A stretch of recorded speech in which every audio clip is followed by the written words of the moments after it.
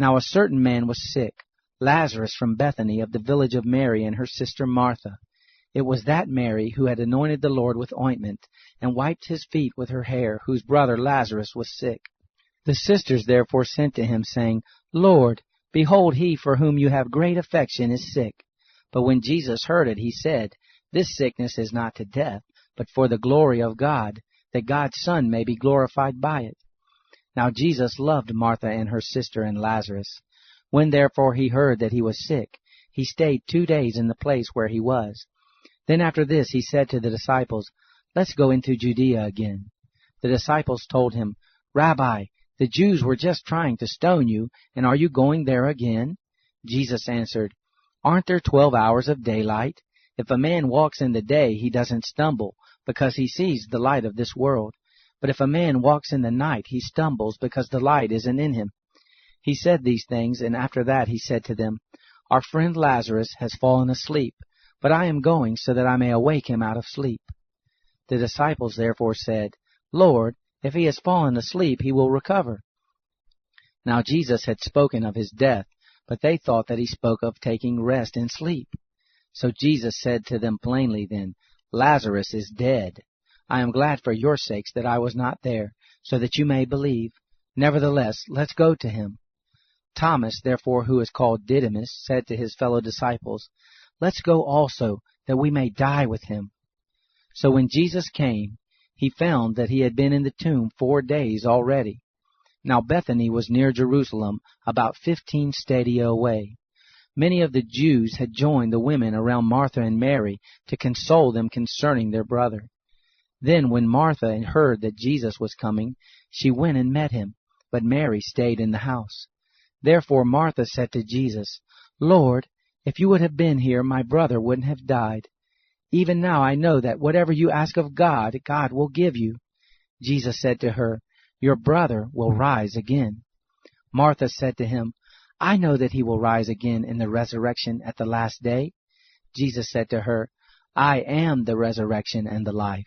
He who believes in me, though he die, yet will he live. Whoever lives and believes in me will never die. Do you believe this? She said to him, Yes, Lord, I have come to believe that you are the Christ, God's Son, he who comes into the world. When she had said this, she went away, and called Mary her sister secretly, saying, The teacher is here, and he is calling you. When she heard this, she arose quickly and went to him. Now Jesus had not yet come into the village, but was in the place where Martha met him. Then the Jews who were with her in the house and were consoling her, when they saw Mary, that she rose up quickly and went out, followed her, saying, She is going to the tomb to weep there. Therefore when Mary came to where Jesus was and saw him, she fell down at his feet, saying to him, Lord, if you would have been here, my brother wouldn't have died. When Jesus therefore saw her weeping, and the Jews weeping who came with her, he groaned in the spirit and was troubled, and said, Where have you laid him? They told him, Lord, come and see. Jesus wept. The Jews therefore said, See how much affection he had for him. Some of them said, Couldn't this man who opened the eyes of him who was blind have also kept this man from dying?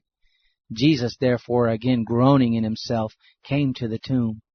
Now it was a cave, and a stone lay against it. Jesus said, Take away the stone. Martha, the sister of him who was dead, said to him, Lord, by this time there is a stench, for he has been dead 4 days. Jesus said to her, Didn't I tell you that if you believed you would see God's glory? So they took away the stone from the place where the dead man was lying. Jesus lifted up his eyes and said, Father, I thank you that you listened to me. I know that you always listen to me, but because of the multitude that stands around I said this, that they may believe that you sent me. When he had said this, he cried with a loud voice, Lazarus, come out! He who was dead came out, bound head and foot with wrappings, and his face was wrapped around with a cloth. Jesus said to them, Free him, and let him go. Therefore many of the Jews who came to Mary and saw what Jesus did believed in him. But some of them went away to the Pharisees, and told them the things which Jesus had done.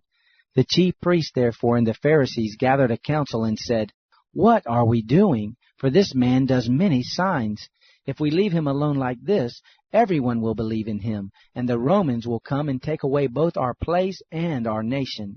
But a certain one of them, Caiaphas, being high priest that year, said to them, "You know nothing at all, nor do you consider that it is advantageous for us that one man should die for the people, and that the whole nation not perish." Now he didn't say this of himself, but being high priest that year, he prophesied that Jesus would die for the nation, and not for the nation only, but that he might also gather together into one the children of God who are scattered abroad. So from that day forward they took counsel that they might put him to death. Jesus therefore walked no more openly among the Jews, but departed from there into the country near the wilderness, to a city called Ephraim. He stayed there with his disciples. Now the Passover of the Jews was at hand. Many went up from the country to Jerusalem before the Passover to purify themselves. Then they sought for Jesus and spoke one with another as they stood in the temple, "What do you think? That he isn't coming to the feast at all?" Now the chief priests and the Pharisees had commanded that if anyone knew where he was, he should report it, that they might seize him.